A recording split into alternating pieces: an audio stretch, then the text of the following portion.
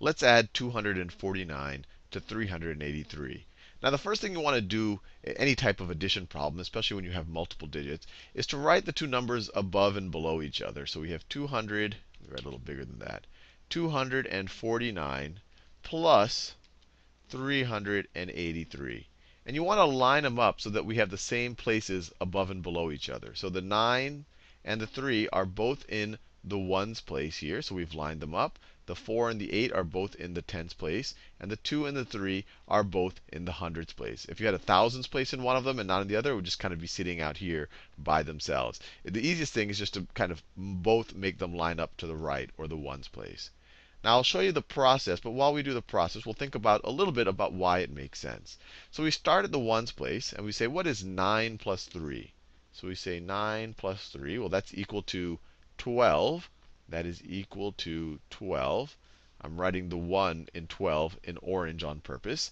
Because when you want to write the sum down here, you can't write a two-digit number. You can only write a digit between 0 and 9.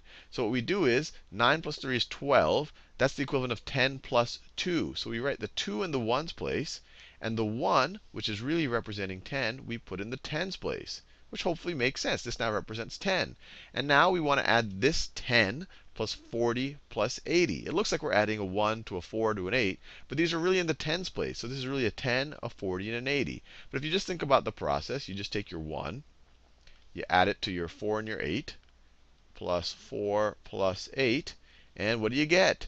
1 plus 4 plus 8 is what? 5 plus 8, that is 13. That is 13. I'll write it like this. And once again, and actually this is in the tens place, so it actually represents 130.